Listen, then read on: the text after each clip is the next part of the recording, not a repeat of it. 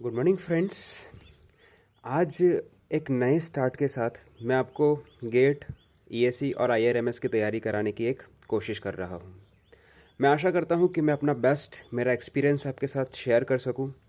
जैसे कि आप देख रहे हैं, ये मेरी पर्सनल डायरी है। When I was preparing for an exam, तब मैंने ये अपने लिए इस डायरी को बनाया था और मैं चाहता हूँ कि इसी डायरी को आपको तो प्रोवाइड करूँ, ताकि क्या है कि आप भी साथ साथ प्रिपेयर कर सको।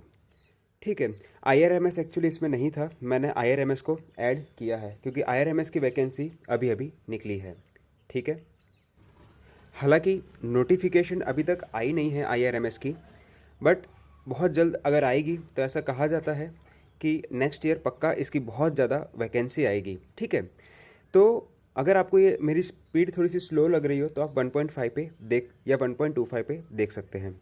ठीक है। बट मैं चाहता हूँ कि हर एक चीज़ें आपको बहुत अच्छे से और क्लियरली मैं बताऊँ। अब कोई भी एग्ज़ाम हो, चाहे वो गेट है, ईएसई हो और आईआरएमएस हो, कोई भी एग्ज़ाम हो, जो स्टेप्स आपको फॉलो करने चाहिए, ठीक है, वो कुछ इस प्रकार हैं। ठीक है। सबसे पहला जो स्टेप होता है वो आपको होता है, बेसिकली आपको प्रीवियस ईयर क्वेश्चन पेपर 5 साल से लेकर 10 साल तक के पेपर को आपको एनालिसिस करना चाहिए। उसके बाद आता है कि प्रायोरिटी ऑफ द टॉपिक। आपने जैसे ही पेपर एनालिसिस कर दिया ना, तो आपको पता चलेगा कौन से टॉपिक उसमें इंपॉर्टेंट है, तो आपको प्रायोरिटाइज करना है वो टॉपिक को। उसके बाद आता है common subject for GATE and ESC. जो बंदे गेट और ईएससी के लिए तैयारी कर रहे हैं वो ये देख ले कि कौन कौन से सब्जेक्ट कॉमन है गेट और ईएससी में।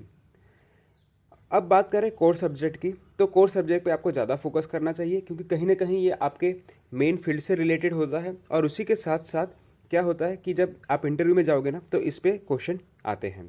ये जो भी चीज़ें मैं बता रहा हूँ वो मेरे पर्सनल एक्सपीरियंस और मेरे कुछ सर और मेरे कुछ फ्रेंड्स जिन्होंने ये एग्ज़ाम को फेस किया है, जिन्होंने इंटरव्यू यूपीएससी को फेस किया है, उनकी हेल्प से ही मैं आपको बता रहा हूँ। ठीक है। इनफैक्ट कुछ तो मैंने यूट्यूब से भी मैंने सीखा है, जैसे आप यहाँ पे सीख रहे हो। ठीक है। बट मेरा हमेशा से मकसद ऐसा रहता है कि आपको कम समय में ज़्यादा आउटपुट और कम समय में ज़्यादा नॉलेज में प्रोवाइड कर सकूँ। सो कॉमन टेक्निकल, जो भी कॉमन टेक्निकल है वो आप थोड़ा सा देख लीजिए। अब जो प्रीवियस ईयर क्वेश्चन पेपर है ना, वो 19 से लेके 12 ईयर्स तक उल्टा जाना है आपको। ठीक है। आपको ऐसा नहीं करना है कि पहले 2012 का पेपर एनालिसिस किया, वो पढ़ा 13 14, ऐसे नहीं जाना है। आपको 19 से 18 जाना है, तो आपको ज़्यादा अच्छे से क्लैरिटी मिलेगी। उसके बाद अगर मैं बात करूं तो ईएससी की बात करूं, तो ईएससी में 60% चीज़ें थियरी पूछी जाती है। ठीक है। और 40% टेक्निकल न्यूमेरिकल होता है। जबकि गेट में अगर मैं बात करूं तो 90% न्यूमेरिकल होता है और 10% थियरी होती है। ठीक है। अगर मैं बात करूं तो first of all commanding subject first. अब शुरुआत कहाँ से करनी है? उन सब्जेक्ट से करनी है जिस पे आपका कमांड हो। ठीक है। अगर आपका कमांड उस पे नहीं है ना, तो डेफिनेटली आप स्टार्टिंग में ही डीमोटिवेट हो जाओगे, जो सही नहीं है। उसके बाद अगर मैं बात करूं तो आते हैं, ईएससी में 12 सब्जेक्ट्स होते हैं। ठीक है। थोड़ा सा इसको नीचे करते हैं। 12 सब्जेक्ट्स होते हैं और 12 सब्जेक्ट्स को 6 पार्ट में आप डिवाइड कर दीजिए। 6 सब्जेक्ट आपके बहुत ज़्यादा स्ट्रांग होने चाहिए। आपको 70% टाइम उस 6 सब्जेक्ट में देना है और 30% टाइम दूसरे 6 सब्जेक्ट में देना है।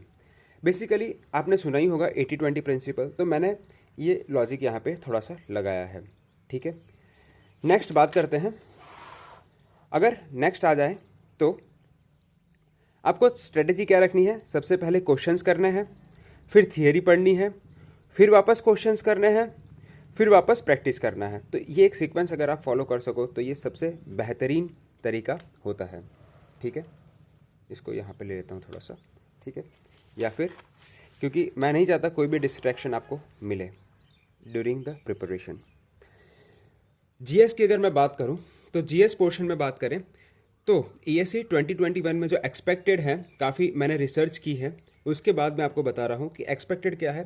कि एप्टीट्यूड 18 से 20 मार्क्स का आएगा, मैथ्स 20 से 22 मार्क्स का आएगा, एनर्जी एंड एनवायरनमेंट तकरीबन 24 मार्क्स का आएगा, आईसीटी 18 से 20 मार्क्स का आएगा, और एथिक्स जो बाय विघ्नेश यानी एक है बंदे, वो अच्छा पढ़ाते हैं।